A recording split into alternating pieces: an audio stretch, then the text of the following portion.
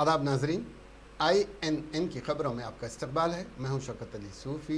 आइए नज़र डालते हैं अब तक की कुछ अहम खबरों पर। TRS वर्किंग प्रेसिडेंट व रियासती वजीर KT रामाराव ने 25 अक्टूबर को TRS पार्टी का प्लेनरी इजलास के इनेकाद की तैयारियों का जायज़ा लेने के लिए आज HICC हाईटेक सिटी पहुंचते हुए इंतजामात का जायज़ा लेने के बाद पार्टी कायदीन को कई एक हिदायतें दी। इस मौके पर वजीर सयाहत व sports Srinivas Goud, greater Hyderabad mayor Vijay Lakshmi, TRS रुकन पार्लियामेंट रंजीत रेड्डी और TRS अराकीन असम्बली मौजूद थे। वाज़ेह है कि 25 अक्टूबर को मुनक़्क़िद होने वाले प्लीनरी इजलास में 1500 पार्टी कायदीन व मंदूबिन शिरकत करेंगे और इस इजलास के एजेंडे में अहम मसाइल पर गौर होगा और पार्टी के जनरल बॉडी इजलास के इख्तिताम से कबल पार्टी सदर का इंतखाब किया जाएगा। అన్న కొంచెం సైడ్ వెనకకి వెళ్ళిపో అన్న पीछे देख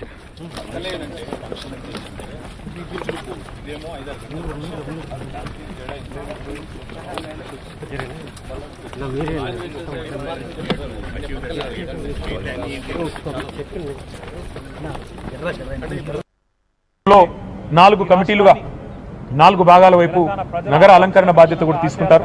ఈ కార్యక్రమం నిర్విఘ్నంగా సాఫీగా జరగడానికి ఇప్పుడు ఈ ప్రకటించిన అన్ని కమిటీలు కూడా రాబోయే 10 రోజుల పాటు సమన్వయంతో పనిచేసి ఈ కార్యక్రమాన్ని విజయవంతంగా నిర్విఘ్నంగా జరగడానికి కృషి చేయాలని చెప్పి కూడా నేను మిత్రులందరికీ కూడా విజ్ఞప్తి చేస్తూ మళ్ళొకసారి మీ అందరికీ కూడా ధన్యవాదాలు।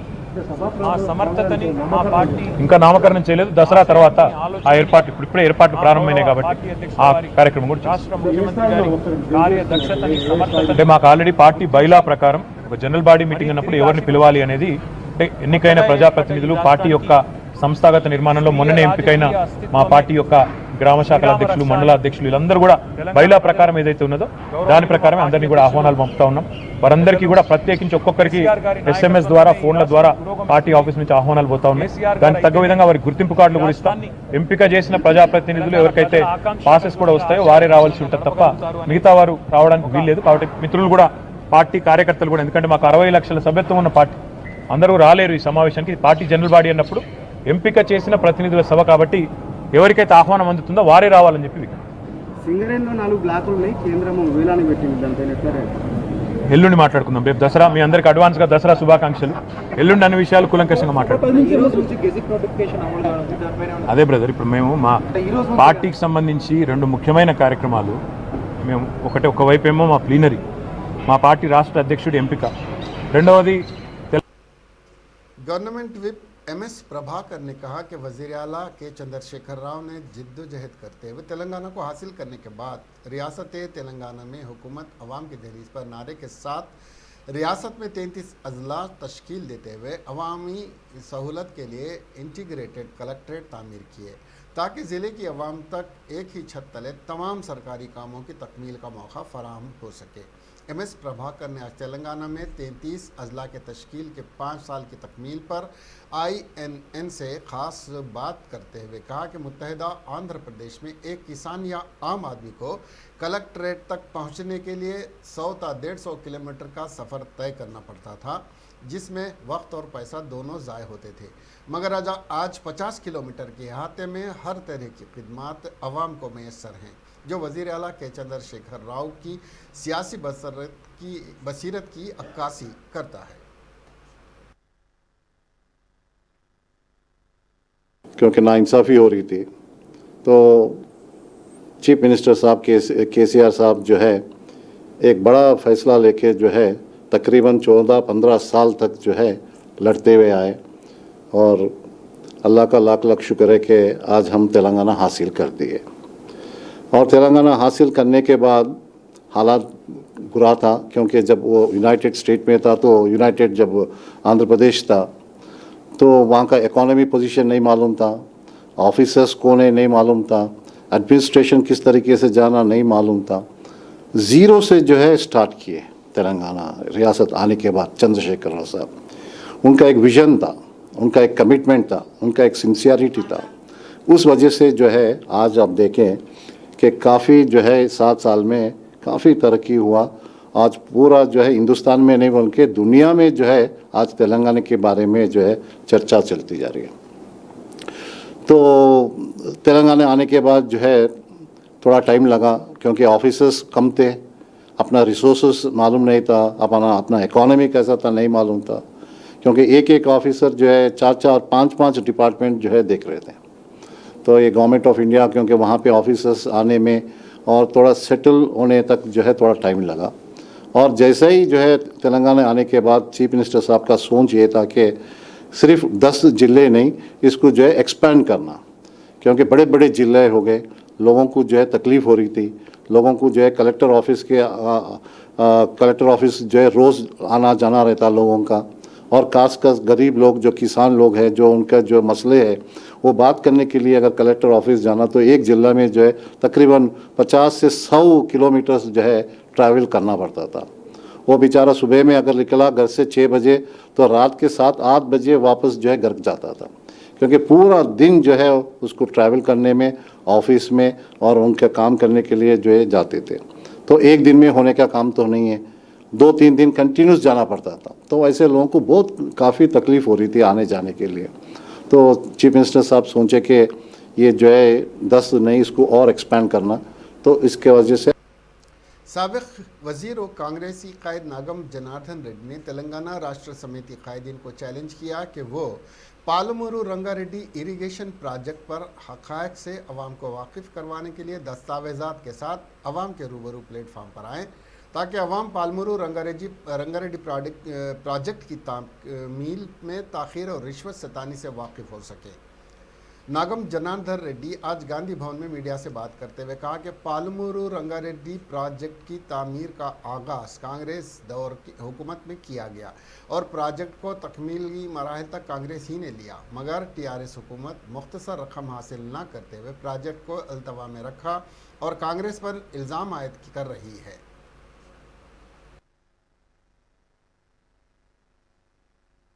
परसों महबूब नगर में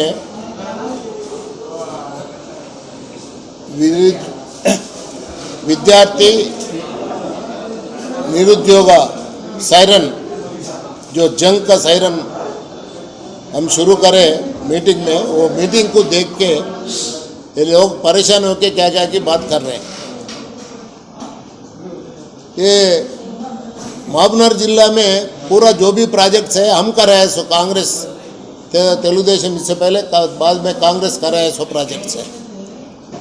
खाली हम पूरा लिफ्ट्स हमें खुद है, हमें लिफ्ट को मोटर्स खरीदे, हमें लिफ्ट्स को मेन कैनाल्स हमें कंप्लीट करें।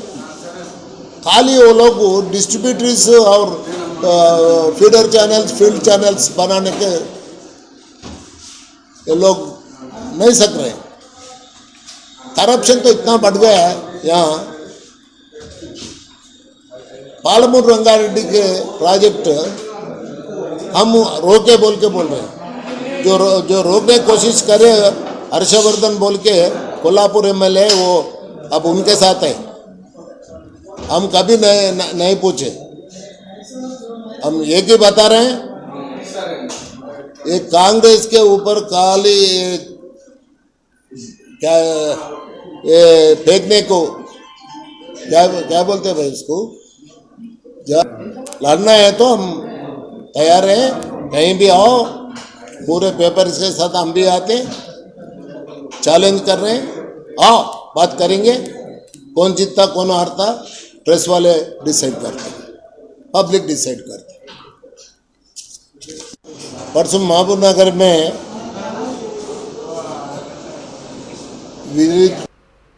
वजीर अफजाइश मवेशियान टी श्रीनिवास यादव ने अमीरपेट डिवीज़न में 50 बिस्तर वाले सरकारी दवाखाने का इफ्तिताह अमल में लाया और बताया कि दवाखाना असरी सहूलतों से आरास्ता है और यहाँ पर हर तरह के इलाज और मुआयने मुफ्त फराहम करने के इक़दाम किए गए हैं। इस मौके पर टीआरएस रुकन कानून साज कौंसिल वानी देवी, डिस्ट्रिक्ट कलेक्टर हैदराबाद और महकमे सेहत के आला ओहदेदार मौजूद थे।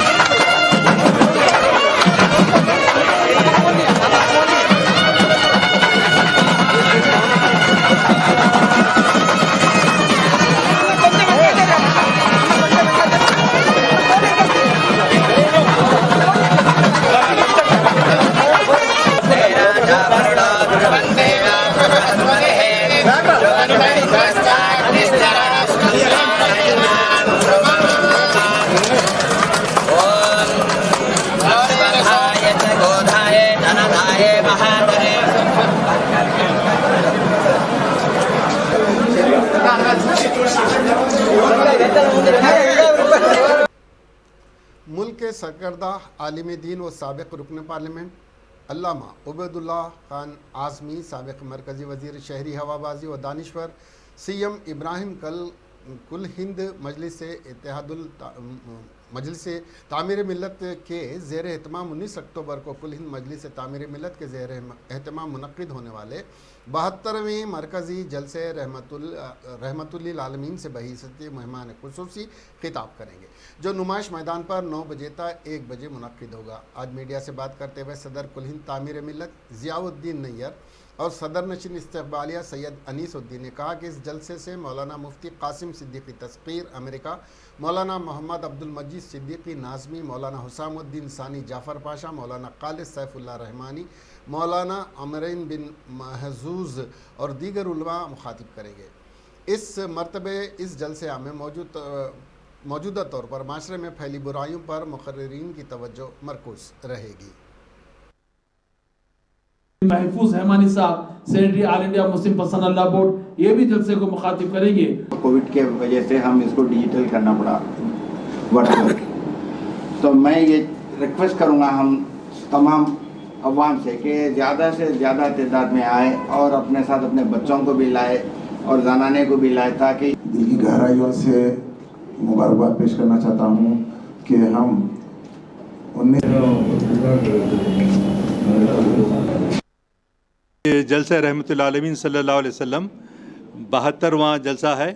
ये नुमाइश मैदान पर 19 अक्टूबर को सुबह 9 बजे नुमाइश मैदान पर मुनक़्क़िद होगा और यौम सहाबा सेकेंड डे चंचलगुड़ा कॉलेज के ग्राउंड पर इंशाअल्लाह 20 अक्टूबर को इशा के बाद 8:30 बजे से मुनक़्क़िद होगा।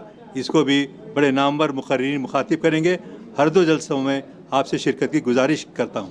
ये बड़ी खुशी की बात है कि हमारी तंजीम कुल हिंद मजलिस तामीर मिल्लत हर साल अज़ीम इंसान मोहम्मद रसूलुल्लाह सल्लल्लाहु अलैहि वसल्लम की तालीमात को घर घर पहुँचाने के लिए मुसलसिल काम करती आ रही है और हमको तवक्को है कि ये कोशिश से हमारे नौजवानों में सुधार पैदा होगा और जिद्दोजहद का जज्बा भी उनमें पैदा होगा। इसीलिए हम तवक्को करते हैं कि मोहम्मद से वफ़ा तूने तो हम तेरे हैं, ये जहाँ चीज़ है क्या लौह कलम तेरे होंगे। या जलसा रहमतुल्लाह आलमीन सल्लल्लाहु अलैहि वसल्लम 72वां जलसा है।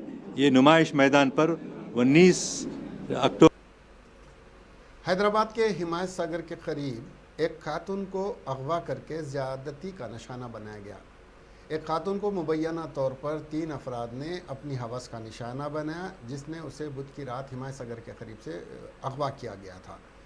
मुतासिरा लड़की पुलिस एकेडमी के करीब खड़ी थी जब 3 अफराद ऑटो रिक्शा में आए और उसे अगवा कर लिया। वो उसे करीबी अलग थलग जगह ले गए और उसके साथ ज़्यादती की।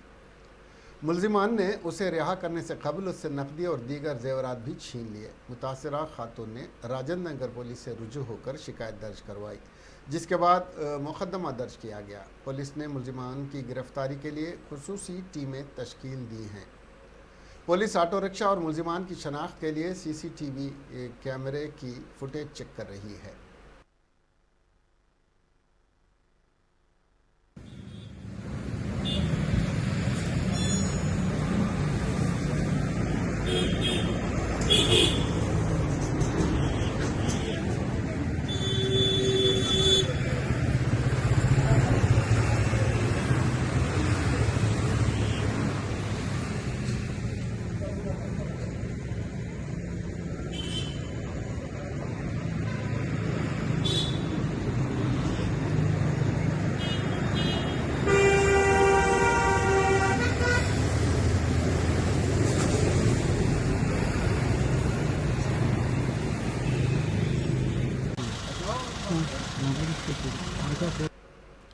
रियासत भर के अजला और पड़ोसी रियासत आंध्र प्रदेश के मुकीम ऐसे अफराद जो ग्रेटर हैदराबाद में हैं, वो दशहरा त्यौहार मनाने के लिए अपने अपने मुकामात और अजला के लिए रवाना हो रहे हैं, जिससे शहर के बड़े RTC बस स्टेशन MGBS और GBS के अलावा उपल और दीगर मुकामात पर आज सुबह के अवलीन सातों से ही बसों के इंतज़ार में मुसाफिरों का हजूम देखा गया।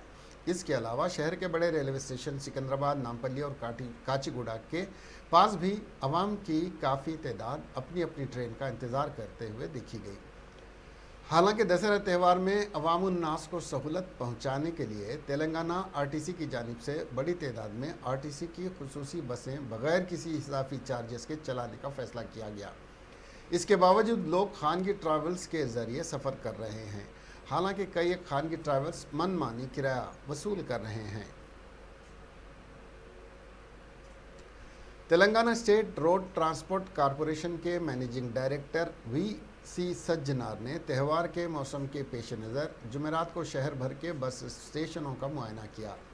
सज्जनार ने डिस्ट्रिक्ट बसों के ड्राइवरों और कंडक्टरों और मुसाफिरों से बातचीत की और उनकी राय ली। उन्होंने मज़ीद मुसाफिरों से कहा कि वो किसी भी मसले की सूरत में डिपो मैनेजर्स की तलाश करें। टीएसआरटीसी के एमडी ने Mahatma Gandhi bus station MGBS का भी दौरा किया, जिसके बाद बस स्टेशन के स्टॉल मालिकान से मुताल्लिक़ कई शिकायत के बाद खाने की अशिया पर ज़्यादा एमआरपी वसूल किया गया है। उन्होंने स्टॉल मालिकान को सख्त कार्रवाई की वार्निंग देते हुए कहा कि वो कानून की पासदारी करें, वरना उनके खिलाफ कार्रवाई की जा सकती है।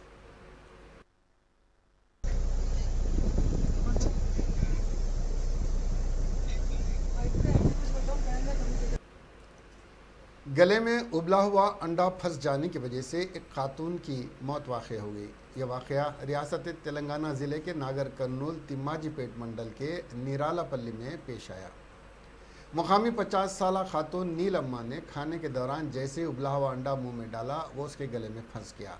उसकी वजह से खातून को सांस लेने में मुश्किल हो रही थी। अरकान ख़ानदान ने गले से अंडा निकालने की कोशिश की, लेकिन वो कामयाब नहीं हो सके और इस बीच उस खातून की मौत हो गई। तेलंगाना के हुजूराबाद असम्बली हलके के ज़िमनी इंतखाब में 30 उम्मीदवार मुकाबले में हैं। ज़िमनी इंतखाब की पर्चे नामजदगियों की आखिरी तारीख आज ख़त्म हो गई। आज 12 बजे उम्मीदवारों ने कागजात नामजदगी वापस लिए। इलेक्शन कमीशन पोलिंग के लिए 3 बेल्ट यूनिट्स इस्तेमाल करेगा। आज़ाद उम्मीदवारों को माफ़ करना 3 बैलेट पेपर्स या यूनिट इस्तेमाल करेगा। आज़ाद उम्मीदवारों को उनका इंतखाबी निशान भी अलाट कर दिया गया है। बीजेपी उम्मीदवार इट्टला राजेंद्र की बीवी इट्टला जमुना, जिन्होंने बीजेपी की जानिब से अपना पर्चा नामजदगी दाखिल किया था, ने आज अपना पर्चा नामजदगी वापस ले लिया। कांग्रेस के बागी उम्मीदवार लिंगा रेड्डी ने भी अपनी नामजदगी वापस ले ली। आज़ाद उम्मीदवार सुमन, विनोद कुमार, मल्लिकार्जुन और नूरजहां बेगम ने अपने पर्चे नामजदगियों से दस्तबरदारी अख्तियार कर ली, जिसके बाद 30 अफराद मुकाबले में रह गए हैं। उनमें बीजेपी से इट्टला राजेंद्र, टीआरएस से जी श्रीनिवास और कांग्रेस से बालमोरी वेंकट अहम उम्मीदवार हैं। इन तीनों के दरमियान बड़ा मुकाबला होगा। इसके साथ ही ये खबरें यहीं ख़त्म हुई। अब हमें दीजिए इजाज़त और देखते रहिए INN चैनल। खुदा हाफिज़।